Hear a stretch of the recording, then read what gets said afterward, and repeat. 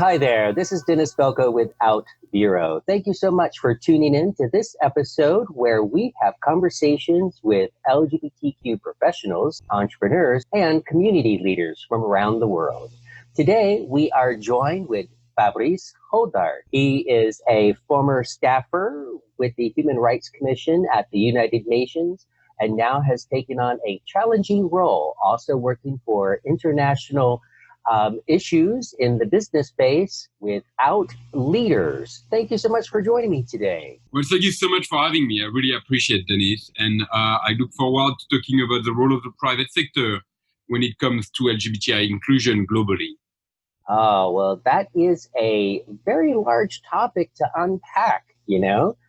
So how about we just give a brief introduction, if you could, about yourself and about Out Leaders, and we'll dive right into that topic. Yeah, great. So, I started my career at the World Bank as an economist, and I worked there for a long period of time before I really started to get engaged on the question of the interconnection between development for LGBT people and sexual orientation and gender identity.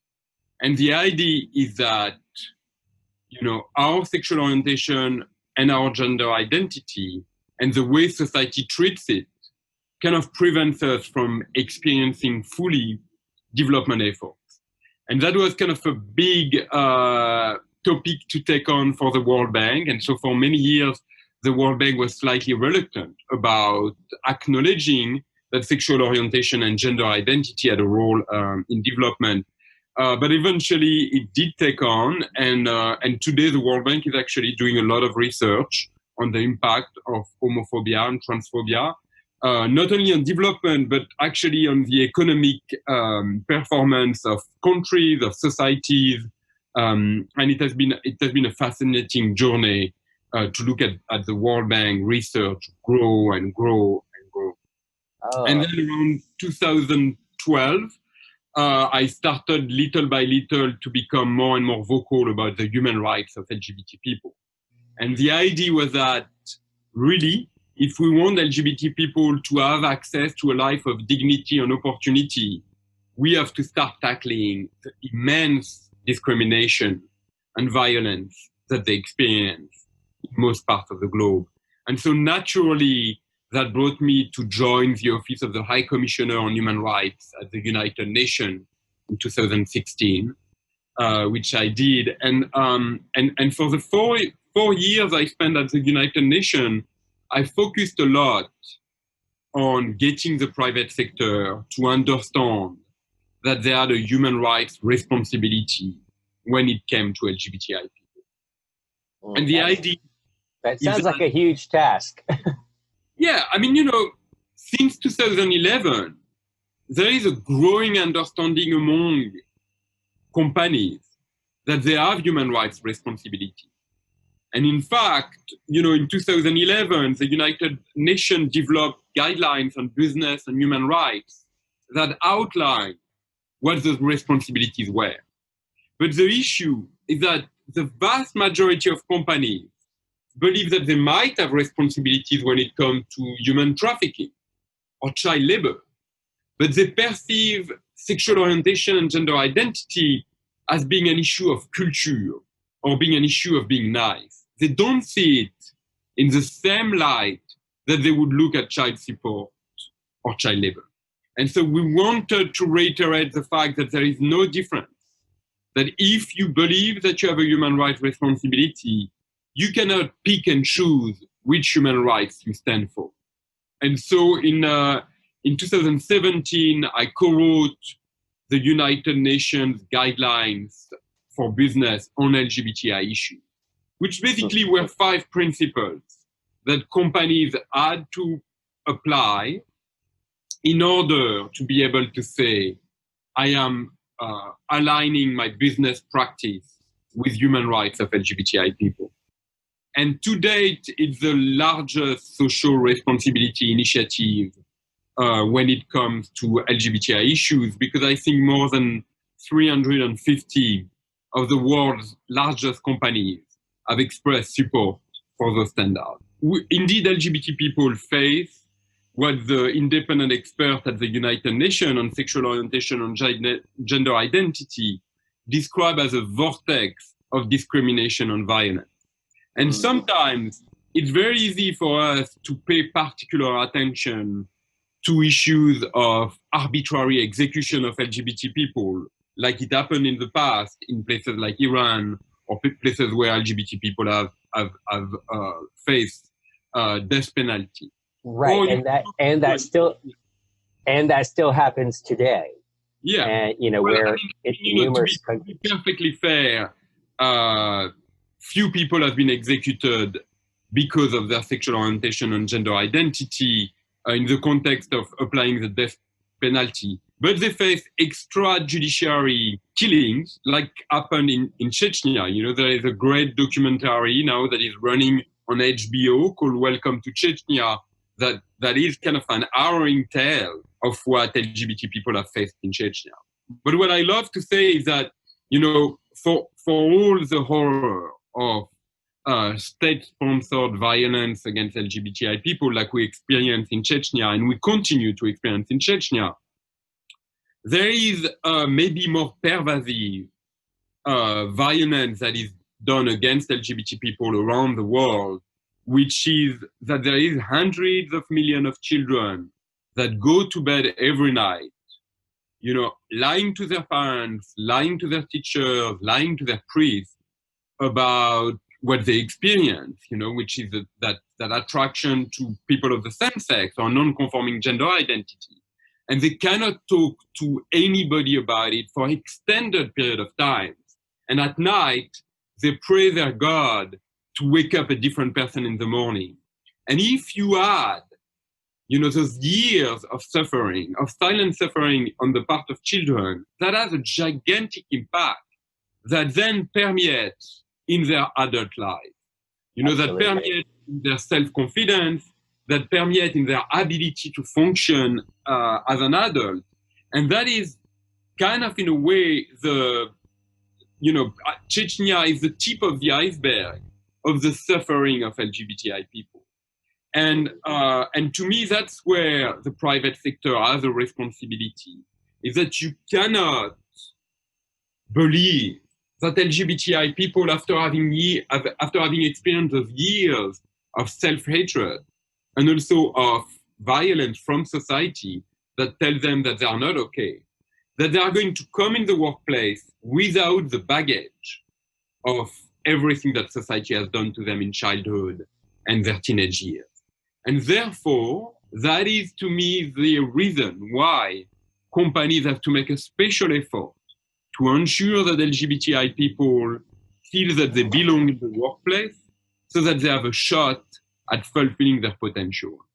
And to me, that's pretty crucial because, that discrimination that happens in childhood is subtle. But it's not because it's subtle that it's not incredibly damaging and incredibly violent. I mean, I have two little boys that are 7 years old. And the idea that my boys would hide from me something as fundamental as the personal suffering of feeling that you are not okay, that they would hide it from me is heartbreaking. And yet, that's the reality of most of LGBT children around the world, even today in 2020. Yes, you are absolutely correct and spot on there. And so I'm glad you really clarified. There are major atrocities and ongoing, but you're absolutely correct in those small, seemingly small to perhaps other people, yet long-lasting, long pervasive suffering can cause major damage. And I think that one of the best kept secrets is that most of the violence and the discrimination happens in the family and at school. Very often we like to imagine that homophobia and transphobia is something that happened in the street, or that it is something that happened in the stadium, or that it's something that happened in the workplace. But in fact, statistics show that most of the violence and the discrimination happens at home from family members. And so that creates a very difficult problematic, which is that if we want to tackle homophobia and transphobia, we have to create social change all over society, right? And Correct. so that children, LGBT children, grow up like their heterosexual peers, is in an environment that values them and in an environment that supports them. And that's where, to me, the role of the private sector is crucial. Is that when you talk about this fundamental social change in society, to create that social change, even though we don't have an exact recipe, we know that it takes gigantic efforts from all parts of society, and we know that it takes a lot of resources. And the private sector has kind of this neutral voice in which, through marketing, through the way it shapes culture, it can have a very positive impact on human rights of LGBTI people. And what I love to tell business leaders is that it's pretty rare that you get the opportunity to have a positive impact on society. And on LGBTI issues, you have that opportunity. So why wouldn't you take every opportunity you can identify to contribute to a world where this completely unnecessary discrimination disappears? And that's why we have a fifth standard in the standard of conduct, which is acting in the public sphere, in which we tell companies that they should take every opportunity that they have to contribute to social change in the markets in which they operate. Absolutely. And one of the I find unique things about supporting as a private sector business and supporting the LGBT community and your employees and your customers. What is so wonderful and an opportunity is that the LGBT community spans all others. So you have African American or people from African descent, people from Polynesian descent, people from Indian descent, from races and ethnicities from all over the globe, religion diversity from all over the globe. So it's backgrounds, cultures. You're pointing out to something that is essential too, which is that so far, and this is usually what happens in any social movement, the progress that we have achieved has benefited the most privileged. People like me that tend to be English-speaking, white gay men in urban areas. Those are the people that have done the best in terms of inclusion in society, in terms of financial success, in terms of dignity. And now the question is, how do you ensure that you expand those benefits to the entire community? Meaning the most marginalized, the poor, people that have non-conforming gender identity, and people that are outside of urban areas and outside of the most tolerant countries. Now that also creates a problematic, which is that the rich white gay men that had been driving the movement, sometimes do not find the desire to continue fighting for the rest of the population. And, one of the things that I was talking about in the past few days is that I read the last report from the Movement Advancement Project, MAP, that showed that, only in the United States, only 17,000 gay people give more than $1,000 to some of the 40 most important LGBTI organizations. And then only 450 people give more than $25,000 to those 40 top organizations in the US. Now, if you look at that, that's a tiny number compared to the immense wealth that exists in our community. And, I'm on the board of 7 nonprofits that most of them are actually working towards specific progress on LGBTI issues for specific communities. So as an example, I'm on the board of Housing Works, which works for housing for the most marginalized in our community. I'm on the board of, I'm the president of the board of Witness to Mass Incarceration, which is an organization that tries to end mass incarceration of LGBT people in the United States. You know, and all of those organizations are kind of struggling financially. And so what is difficult is to make the case to those who have experienced most of the benefits of LGBTI equality that they have a debt toward our community and that they have to continue to fight to ensure that the progress we have experienced is shared by all of us. And you know what you point out when you talk about intersectionality is that at this point only a small percentage of us have access to that life of dignity and opportunity we all desire. When I was at the World Bank, I had a friend in Washington D.C. that called LGBTI rights the canary in the coal mine. And what he said is that usually when there is a degradation of LGBTI inclusion or lack of LGBTI inclusion, it tends to be a signal that there is a degradation of the entire human rights environment.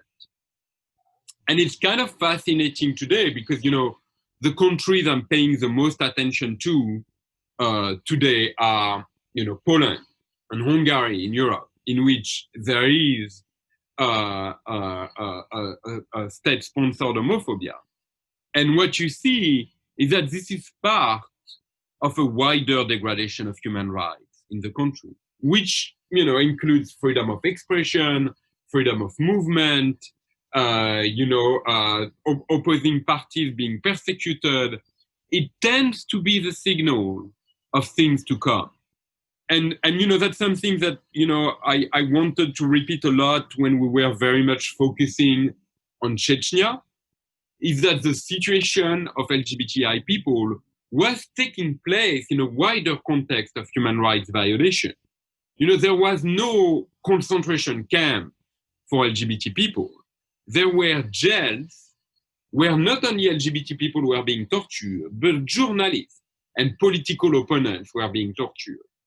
So usually it's a very good signal, including in a company, that when you see that LGBT people are not being paid attention to or are not being included, that usually you will find that there is a bad track record on race, that there is a bad track record on gender, that there is no self-ID for veterans. You know what I mean? That usually it's a sign that it's a company that believe, oh, I can do business without paying attention to the individuals that are part of my business. And I think, you know, increasingly, people are making the difference between a good employer, you know, by looking at signs like diversity and inclusion programs, and an employer that only sees in you potential profit. Understand. Well, that is a wonderful segue. So, Fabrice, how about we focus a little bit on some of the positive impact, the positive push and pressure that the employees and consumers play in the private sector for helping companies kind of see the light and move towards more equality and inclusion. What have you seen from your experience on how that plays? Well, I think that it's widely accepted that in many places in the world, people feel that they do not find agency in the democratic process for a wide variety of reasons. And so they have been looking at agency as consumers, employees, and stakeholders, and shareholders, and investors.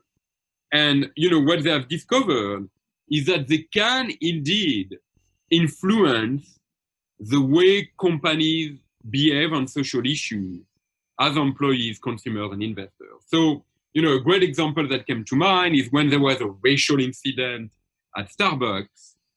You know, the consumers put so much pressure on Starbucks that Starbucks said, oh, I'm closing all of my cafes for one day and I'm going to give a racial training. And the reason is because they knew that that it would have a huge consequence on their business if they didn't. Similarly, the story of Barilla in Italy is fascinating, right? Guido Barilla made a very misguided statement about what constituted a family, and the backlash was gigantic. And that led Barilla on a journey to become one of the most inclusive private companies when it comes to LGBTI people. And then similarly, as employees, you see that the walkouts at Google or at Facebook by employees tend to have a direct impact on which contract the organization fulfills, its behavior when it comes to community standards. And, there is a fear of employees walking out of your building. And then I would say that increasingly, and it's much more subtle, you kind of have to pay attention, but increasingly investors, people as investors are putting pressure on companies. And, at investors' meetings, they will ask, what is the track record of companies on social issues? So that creates a very positive pressure on companies. And in many ways, it is what is changing the world. Because companies then want to show to their consumers, to their employees, and to their investors that they are on the right side of the equation, that they are actually trying to contribute to a better world. And we saw that a lot during the COVID-19 crisis, in which companies, LVMH, that manufacture usually perfume, shifted a lot of its factories to make hand sanitizer. Or similarly, Starbucks decided to close all of its stores to ensure that its employees would not be at risk. Increasingly, we see that companies are now proactively trying to send a message to consumers, employees, and investors: I share your values. And so, I have a belief that capitalism might be morphing for the better because of that. Of course, you have to imagine it in a world where there is two opposing forces, because there is also a lot of investors that only care about profit and that are putting huge pressure on companies to take all of their decisions based on how to maximize dividends.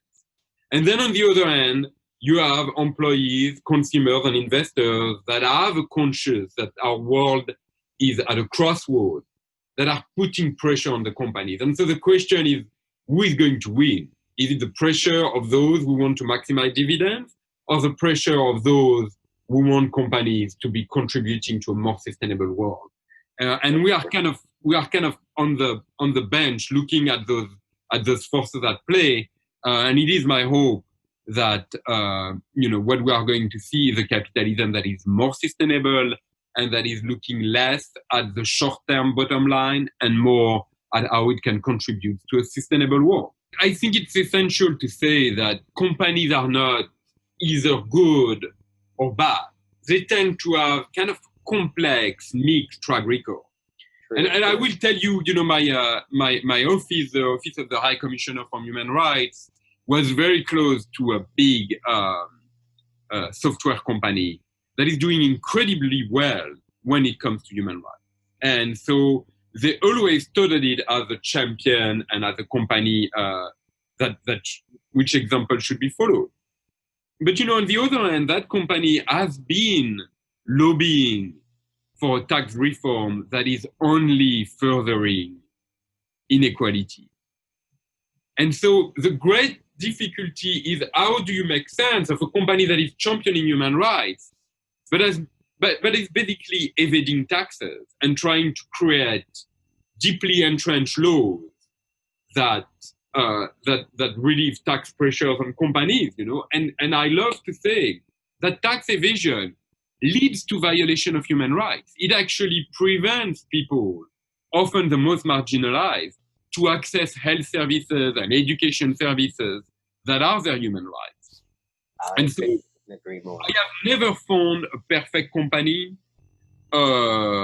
I have found many companies that are not very good, but it tends to be a mixed track record. And so one of the key aspects, which I think, Denise, we kind of discussed last time we were on the phone together, is how do we as LGBT people differentiate between companies that are just doing the superficial rainbow float for pride, but that are, have a horrible track record on the environment or on labor, or are actually not supporting our rights in a meaningful manner, versus companies that are actually doing efforts and that are actually having an impact. And that's a big challenge for us as employees, as consumers, as investors, to not get fooled by the gigantic public relations machine behind those companies, and to make a difference between those that are doing the hard work and those that are just paying lip service to LGBT rights. It is essential, and I have to tell you that even when you are in the middle of it, sometimes it is very difficult to understand exactly what's happening behind the doors of the company and exactly whether the commitment is superficial or it's in depth. And I would love, if you're okay with that, Denise, to give you a few examples. Sure. If you take Starbucks, incredible champion for marriage equality in the United States. And yet, as soon as they were under attack from a Muslim cleric in Indonesia, they did a press release in which they said, we do not stand for any ideology. Instead of saying, we are not pushing marriage equality in Indonesia, but we stand for human rights for all. How is a consumer of Starbucks going to know what's happening in Indonesia, particularly when the press release is done in the local language, right? It is very difficult for the layman to understand what is going on. I'll give you another example, which is a very well-known telecommunication company that is a big donor to the Trevor Project. That on the other hand, through its corporate PACs, has been funding an administration that is clearly anti-LGBT, based on the laws that they are pushing. And they said to us, well, better than anybody how supportive we are of the community. But frankly, if you are going to give us less money to defend our rights, you are giving money to fight our rights, there is the question that you and I discussed, Denise, of what is your LGBT footprint? Are you actually damaging us, or are you actually supporting us? And I'll give you a third example, which is, the Miami Dolphins in Miami, have been generous to some extent with local organizations, but it's a drop in the bucket compared to the amount of money that they channel to their owner, Stephen Ross, who then is supporting an administration that is fighting us. And so I think we have to be extremely careful in not giving away the pro-LGBT label to companies that are actually throwing us under the bus. And, I think there is room for an organization like our bureau to provide guidance to consumers, to provide guidance to employees, and to provide guidance to investors about who are our friends and who are not, or even better, to equip them to make demand from their companies that they stop getting in the way of social change, and that instead they support our fight, because our suffering is real. The discrimination and the violence that we experience is sufficiently large that we should not give away the LGBT sticker for nothing. In exchange, we suffer and we need support.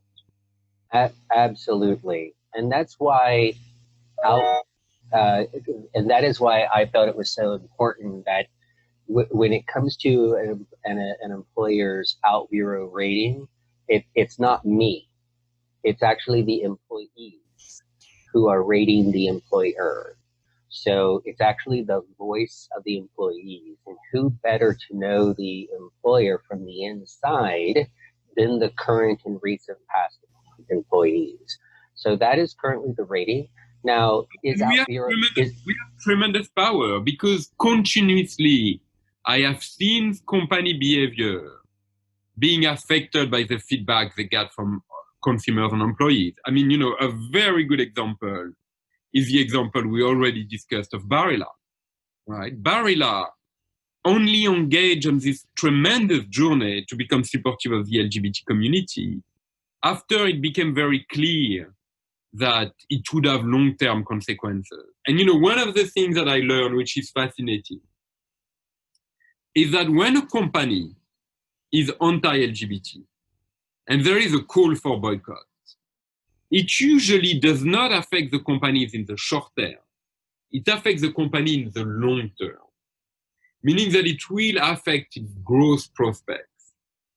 Because, over time, people will become more reluctant to purchase the products.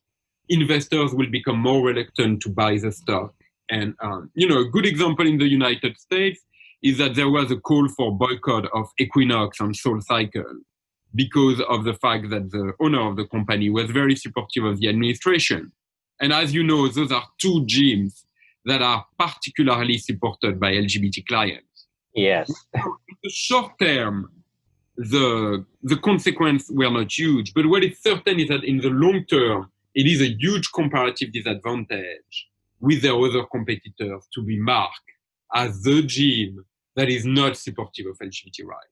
And so, I believe that every time we use our collective power, not only are we honoring what the first fighter for LGBTI rights did, but we are basically taking a stand to improve the lives of our brothers and sisters that are the most marginalized and that are the most affected by homophobia and transphobia. So, I love the work that you do, and I think it is crucial to provide more and more information to LGBTI people and their allies, because their allies are probably even more numerous than LGBTI people, on who they should work for, where they should spend their money, and where they should invest their retirement fund. Absolutely. And I'll throw one more example in there, very well known here in the United States. Lots of media in the LGBT media and mainstream media was Chick-Fil-A. So similar to the Varela, the Chick-Fil-A CEO made a very negative comment, and it still impacts them today. Just last year, they were trying to get a franchise into a British airport, and it's happened here in the U.S. as well, where the airport governing body said, no, we don't want you here because you stand for inequality. And so, Yeah, and sometimes people are like, well, that's unfair to use capitalism as a tool to push your values. And, my response to that is that every time an LGBTI child here, is people being criticized on television or his family being discredited, every time that happens, that has a direct link to the number of calls of suicidal youth that the Trevor Project received. So it is not so much about, being capricious. It's about the fact that if you are not fighting the situation of apartheid that LGBTI people experience, then you are complicit of it.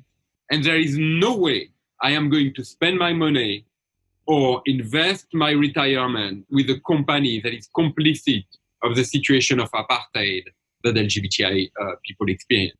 So we should have no shame into making sure that Chick-fil-A does not get a penny from LGBTI people and their allies. And to that person who would say that comment, my rebuttal is, are you kidding? Utilizing our values and utilizing what affects me and my life and my family is exactly what capitalism is, right? Because it's me making the choices as a consumer of who I'm going to purchase by. It doesn't put you out of business. You still have the ability to make your hamburgers, make your coffee, make whatever you're making, and you still have consumers. But I have the power as the consumer to make my choices on where I spend my money, and that is capitalism. Yeah, and I think if we step back for a minute and we look at the effect of the pandemic, we look at rising inequalities, which were just denounced by the by the Secretary General of the United Nations. We look at systemic racism and the fact that we have taken very small dent into it. We look about the Me Too movement that shows that women are still disrespected in the workplace. All of those are indications that humankind is at a crossroad.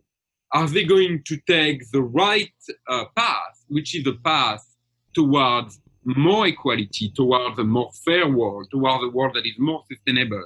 Or are we going to take the left path, which is basically running into the wall? And because we are at that crossroad, it's more important than ever that we are very careful about, particularly as privileged people that have agency, that have power, spending power, investment power, that we are very careful about how we use that power.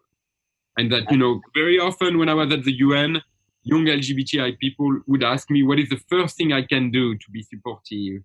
And I would say, look where you're buying clothes from. That's where there is child labor.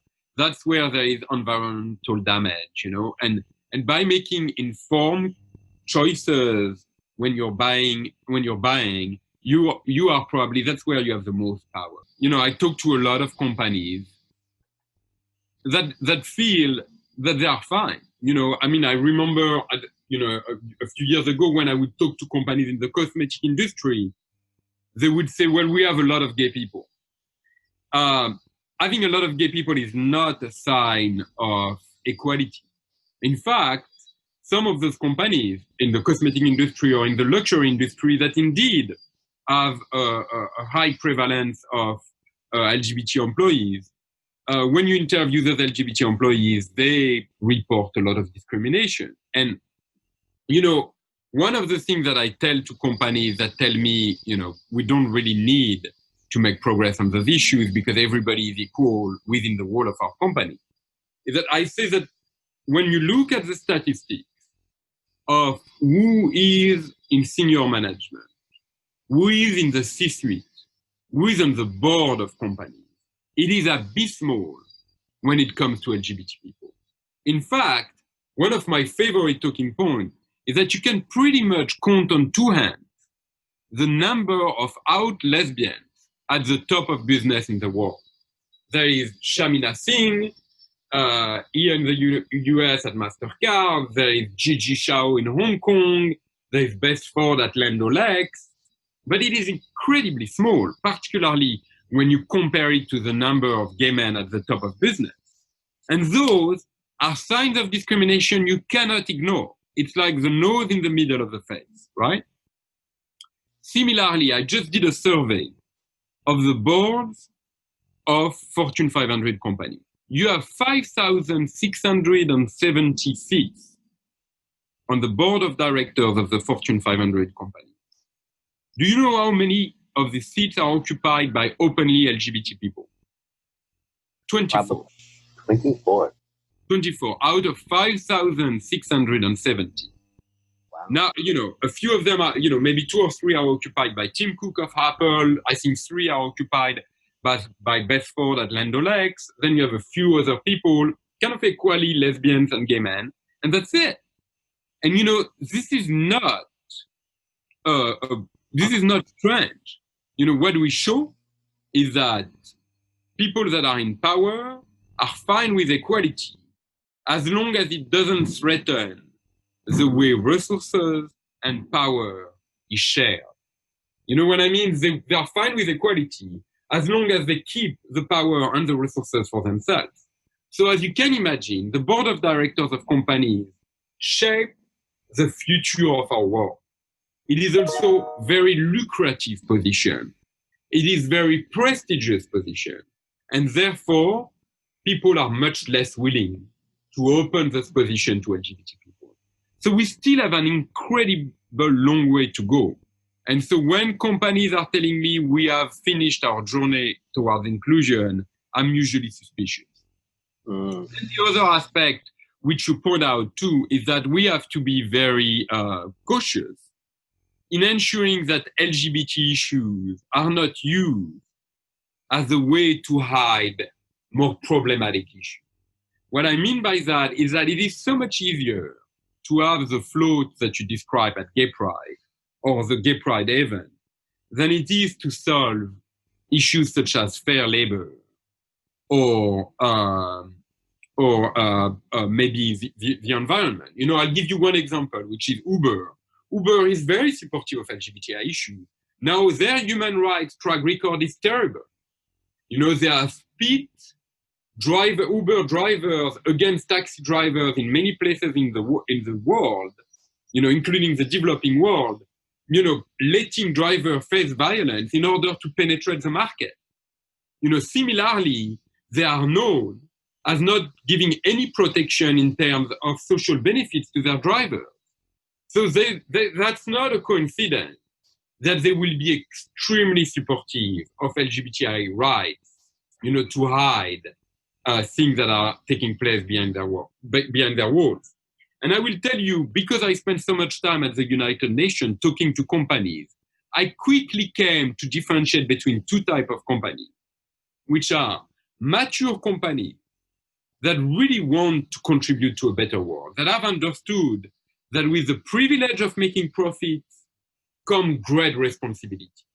And then there is an entire group of companies in which I will put, Uber and, a lot of new companies like Facebook that are much more concerned about using reputation as a way to maximize profits. They do not see the responsibilities that they have. I mean, in my opinion, it comes with their age, right? The younger the company, the least it understands that it's not so much about making profit than it is about playing a social role. And so what we have to do is that we have to keep those companies accountable. We have to tell Facebook, it's super cute that you have this rainbow filter around you. But as LGBT people, we also want you not to use your platform to oppress LGBTI people with your community standard. Similarly, we have to tell Uber, it's great that you're LGBT friendly, but what is the experience of your drivers when it comes to security, when it comes to benefits, when it comes to access to healthcare? And those are important questions. I have to tell you that when I wrote the standard, I used to have a joke that I would make in private, in which I said, the first companies to support the standards were the financial companies because they created the economic crisis of 2008. Then you had the consumer goods companies because they are poisoning us one by one. And finally, you had the extractive industry because they are destroying the world little by little. And it was a joke, but it kind of reflected the reality, which is that British Petroleum is a huge champion of LGBT rights for a very clear reason, which is that their environmental track record is abysmal. And so we have to pay attention as LGBT people that we are not throwing, the workforce of those companies or the environment under the bus to push for LGBTI equality. We have to tell companies, we are looking at, your corporate social responsibility as the combination of being supportive of marginalized communities, but also at ensuring the well-being of your employees and at ensuring that you are not destroying the environment. And in fact, that you are contributing to the fight against climate change. And that is difficult, but the truth is that we have to find platforms like Outbureau in which employees can share information so that, information will give us power as consumers, as employees, and as investors. To a conclusion for our talk, which is about our individual responsibility. And I think that as queer people, we are special people.